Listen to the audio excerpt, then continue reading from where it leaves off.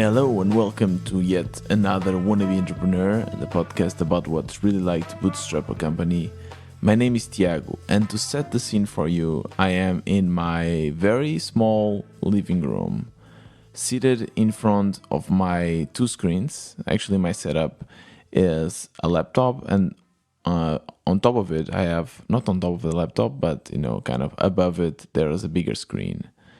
And it's 1 a.m. So now that you kind of have the scene, let me go back. Let me go back to June, or to be more precise, the 21st of June 2023, where I probably made my biggest mistake to date regarding Podsqueeze, of course. So back in those days, João and I were really frustrated. We were really frustrated because every time I would open my analytics and I would see the new accounts, and we were having a lot of new accounts every day. When I say a lot, it was around maybe 15 every day or something. So it's maybe not so much, but 15 per day is quite good. Very consistent as well.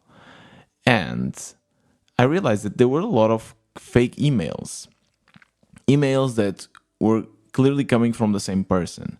So let's say you would see, for example, Tiago 1 or Tiago 2 and then Tiago 3.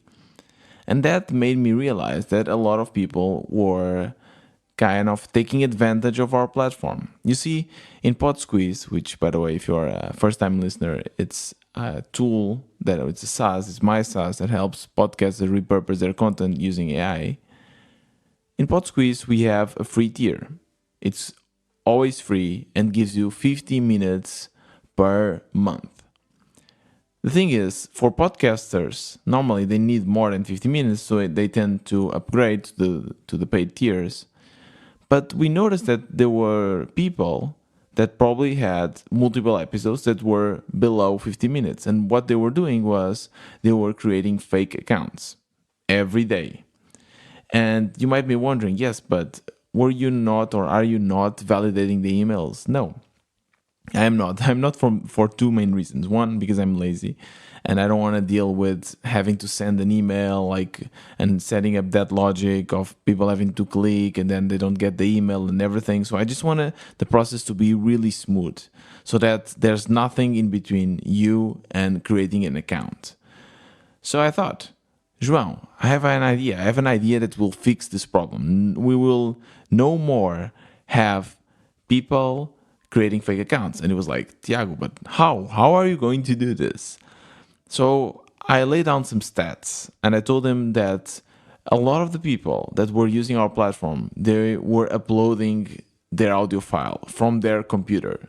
So actually, to give you some context, there's two ways for you to upload your episode. One is if you already have already published episode. If your episode is already published, you can use, and sorry for the more technical terminology, you can use an RSS feed, which basically contains all the information of your podcast, and then I can easily download it from wherever you have your podcast hosted. So if you have it on Spotify for podcasters or Buzzsprout, wherever, I can just fetch it from there.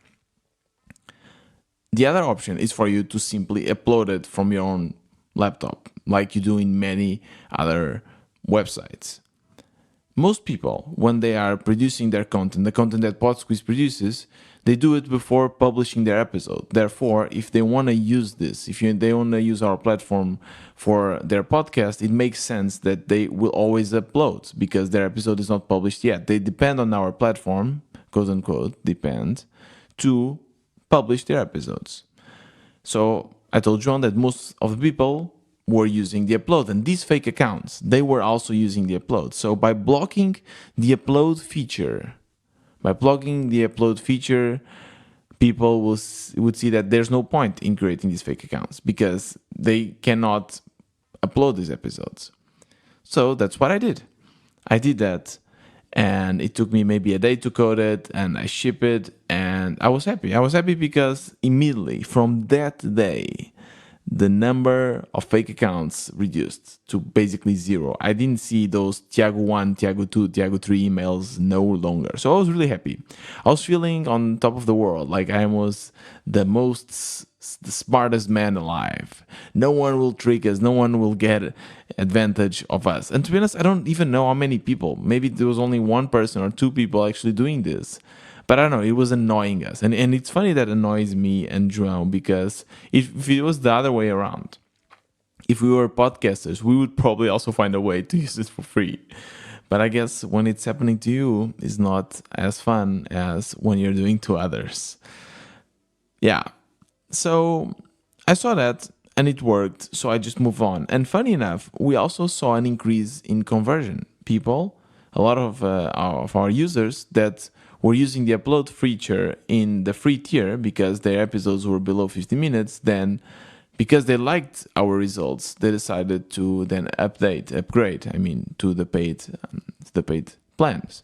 So I was happy, and I let the days pass. I kind of refocused in other things, and what I've been busy and what I've been doing. I've been basically focused on making the company official and taking care of taxes and all of this. And then we went to Berlin. And one thing, though, has been troubling both João and I for some time, and I've talked about this, which is our revenue has been going down.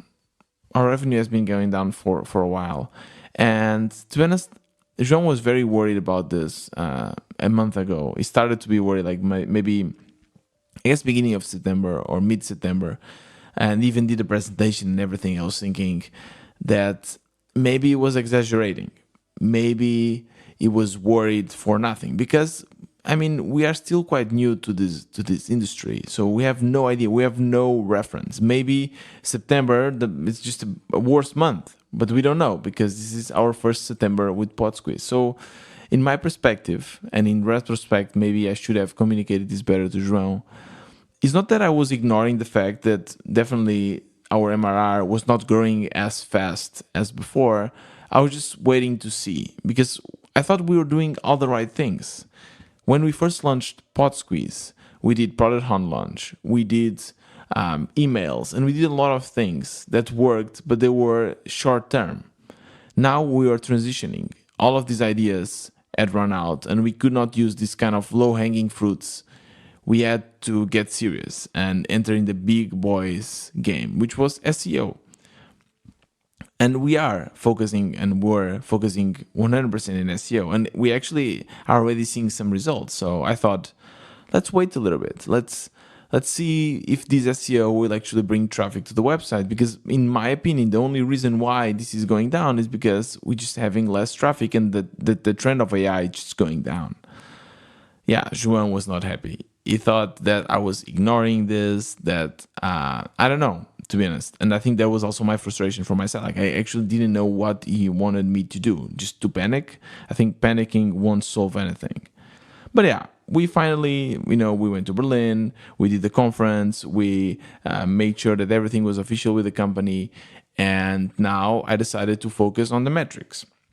More specifically in our conversion rates. I wanted to make sure that every part of the user journey was measured and I would improve. And of course, there's many, kind of crucial points. First is when someone comes to the website and then converts to registered user, which that was basically in my analysis, I saw that was around 3-4%. 3-4% of our users were actually converting to, creating an account. Perfect. That's working. Now, the next step is from people to convert from the free account to the paid account, and then from people to convert or to stay, right? Then there's the churn. Some of the people will just leave the platform. I was analyzing all of this, and because João was saying that everything started going down from the moment we blocked the upload feature, the story I just told you, I wanted to analyze this. And I want to see if actually this was impacting our conversion. So I plotted it. I plotted a lot. I plotted a lot of graphs. And one of the graphs that I plotted it and I visualized was the amount of accounts that were empty. With that, I mean people that would create their account on Podsqueeze and then realized that they couldn't upload, and they would just leave it and probably go to some competitor.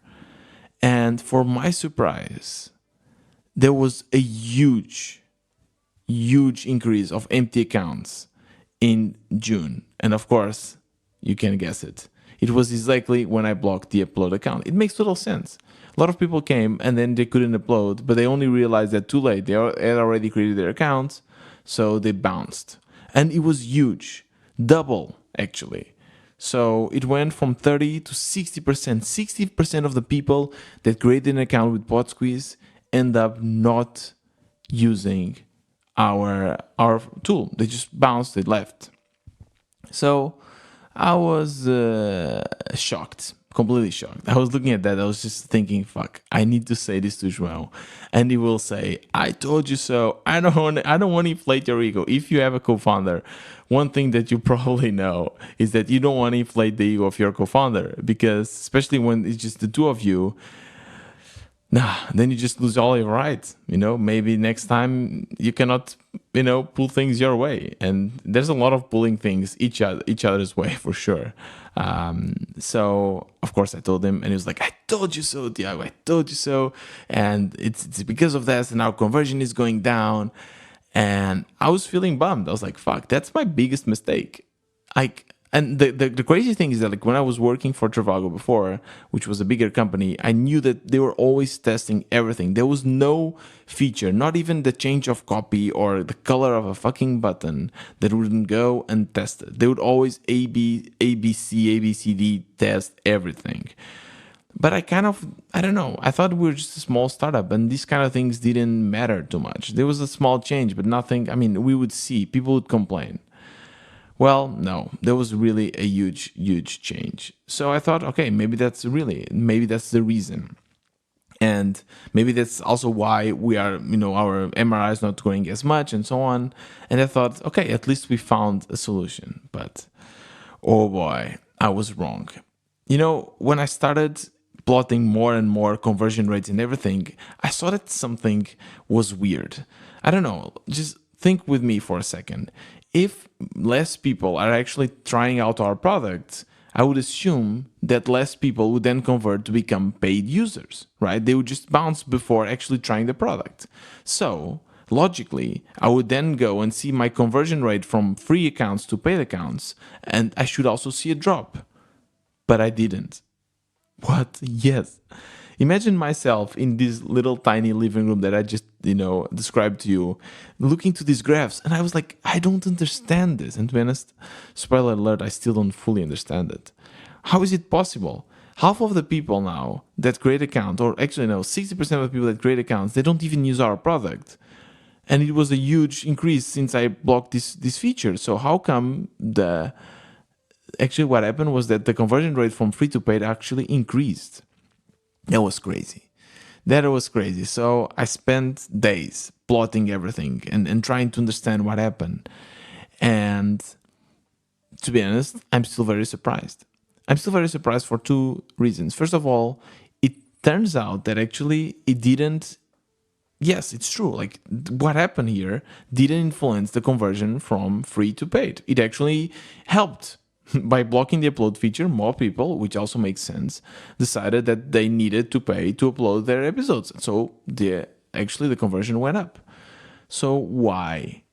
Why did we see this, clear decrease of MRR? Well, because João and I have been busy and we have been shipping a lot. And sure, it's really good when you ship a lot and you see a lot of indie makers really proud about their shipping skills and everything. But the problem is that you just ship like crazy and you don't know what actually affects the metrics and what doesn't. So at the same time, one thing that happened was that we also shipped the upgrade functionality. You see, before, if you wanted to upgrade from, let's say, a starter plan to a pro plan, which is more expensive and gives you more minutes, you need to first cancel your current plan, like you're just normally canceling your account. And then you would upgrade, but you would buy a new one. So what happened was that we had fake data, because if we would see the number of accounts, if someone was upgrading the account, this would count as two different accounts. People would create 2 accounts in a month. And that's why we would see that there were actually more accounts, more people joining in those months. And that changed. That changed when we changed that logic, because now people would just click upgrade and that would only count as one single account. And I'm really sorry if this is getting a bit too confusing. Maybe I should summarize. But I don't know. This is somehow also beautiful. Like, this is building a product, is understanding how people are using it, and figuring out this stuff. And this stuff can actually be the difference between your product succeeding and your product failing. So yeah, make sure, and if I can already jump to the moral of the story, make sure you plot everything, and you have, especially the most crucial parts of your website, all the conversion rates, they need to be plotted, and you need to be able to see them. And if you change something in the flow, in the crucial flows of your user journey, make sure you check out those metrics and see if they don't change. Because what we realized is that actually in that month, in June, we were really busy, and we changed so many things that at the moment we don't really understand what affected what. We also realized that we changed our pricing page. We changed the buttons and everything, and maybe that also made people, I don't know, it prevented them from creating accounts or converting. Yeah, it's a mess. It's a huge mess. And to be honest, I don't know. I don't know if actually something changed or not. One thing is for sure. This blocking of the upload feature, this huge bump in empty accounts, did not affect the conversion. So at least now we know, and we made a bunch of decisions. Decision number 1, we roll back all the changes in our pricing pages. Yes, little things like adding a testimonial. João added a testimonial in the top of the page. So instead of opening the page and immediately seeing the prices, you see this testimonial, which for us intuitively makes sense. Okay, we see someone saying good about Podsqueeze, let's buy it. But no, I think that actually distracted the users for what they wanted to do. So we rolled all of this back to June, before all the changes, and now we are just measuring. And of course, I'll keep you posted, and I'll tell you if everything changes, something changes or not. But yeah, that was the first thing. The second thing we did was I now allow for 1 upload per free account. So when you create your account, you still want to test it, right? So a lot of people, sometimes they don't have their episode published and they just want to test Podsqueeze. So I allow them to do 1 upload, and then that's it. That's blocked. And then if they want to do more uploads, they have to upgrade. And for me, that's kind of the best of both worlds, because I will still keep people trying out Podsqueeze, and at the same time, I'll keep that nice conversion rate that, kind of makes people upgrade. And yeah, that's basically it. I have now a very extensive dashboard with everything plotted, and I'll be checking the dashboard much more from now on. I don't know. I was not expecting this. I was not expecting that small changes could have such a huge impact, especially because we don't have that many users. So I thought that we wouldn't see these big changes and this big impact. Yeah, that's basically it. That's been what I've been busy. At the same time, we also have Web Summit coming along, which is one of the biggest conferences in tech, and definitely the biggest here probably in Europe, to be honest. And we are going to be there, and we also going after that to sponsor another festival, now this time in Portugal, a podcasting festival. And yeah, it's going to be very extroverted, busy, networking a couple of weeks. It's going to be 1 or 2 weeks now. So I'm getting some energy to do that.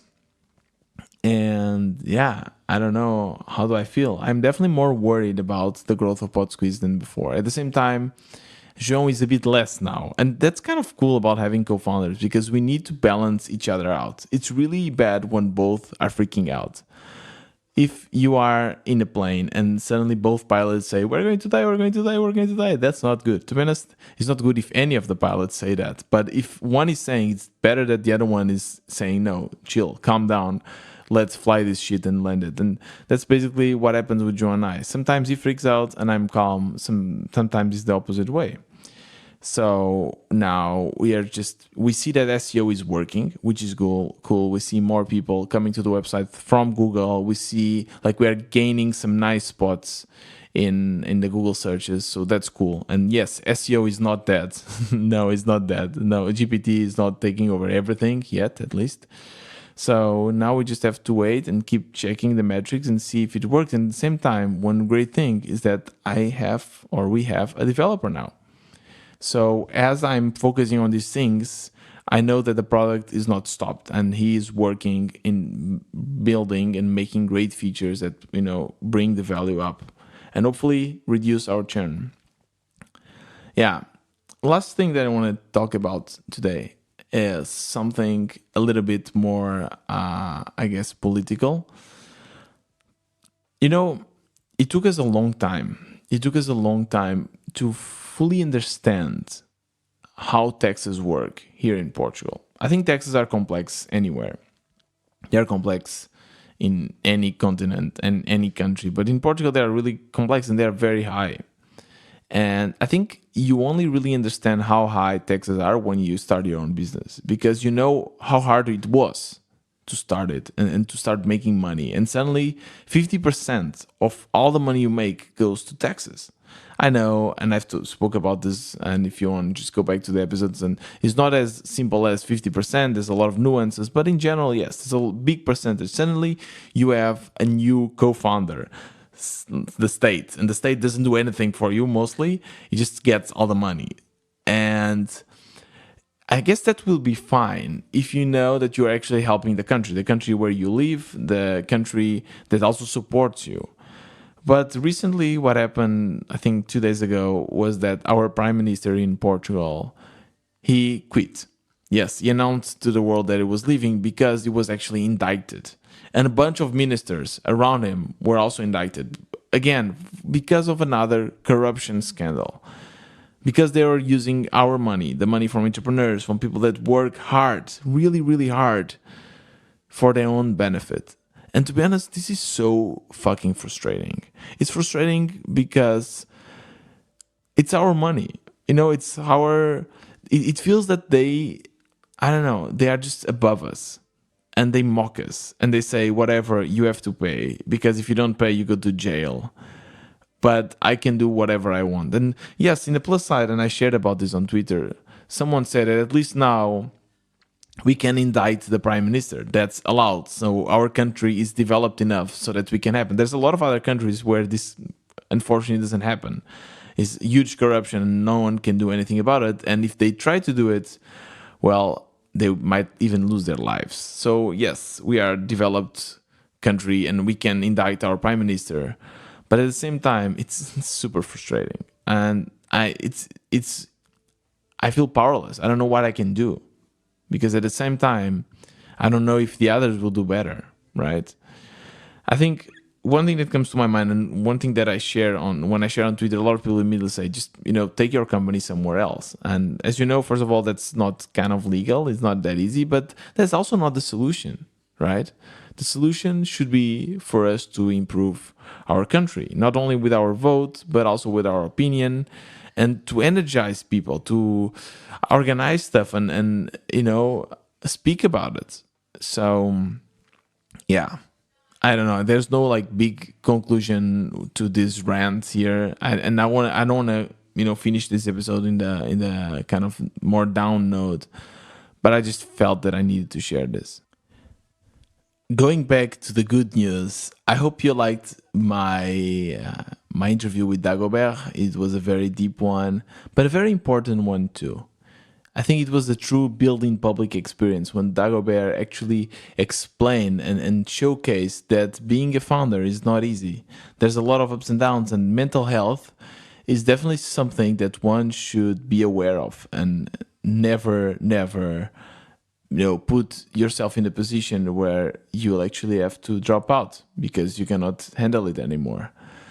I learned a lot. I think it was one of the most honest conversations I ever had in this podcast. And there's another one coming up. It's not in the same note. I guess it's less about mental health and more about indie stuff. I interviewed Andrew Gazdecki, which is the founder of Acquire or Micro Acquire. And it was really fun. I learned a lot about selling software as a service, selling for selling a company as an indie maker. A lot of things that I was not expecting, and Andrew speaks about that in the interview, and it will probably pop up, well, somewhere next week. So just be sure to be, follow this podcast on Spotify or whatever you listen to your podcast, because it's going to be a really interesting conversation. At the same time, Mark LG from Power Importer that I interviewed here in the podcast, he announced to the world that he sold his business, the business that he had already for a couple of years. That was really interesting. And they also made a really cool episode on their podcast. So Mark and Matt, they have their own episodes, which is called Startup to Something, which is a really cool podcast where it is very similar to this one. They just sit down and share their indie journey. And in the last episode, Mark just does an MAA, so ask me anything. Well, not really for everyone, but Matt is asking a lot of really interesting questions, and he speaks about the whole process of selling his company. So make sure to listen to that episode. This is really, really cool. Now, if you want to support this podcast, you already know, join us in our WB community for indie makers, and you'll meet a lot of cool people. It costs $10 per month, and you'll make sure that you'll be supporting this podcast. And yeah, as well, share these episodes if you like. Share the interviews, share these episodes with your friends, your indie makers, tweet about it. And also, if you want to reach out to me, DM me on Twitter at WBTiago. This was another Wannabe Entrepreneur. See you next time.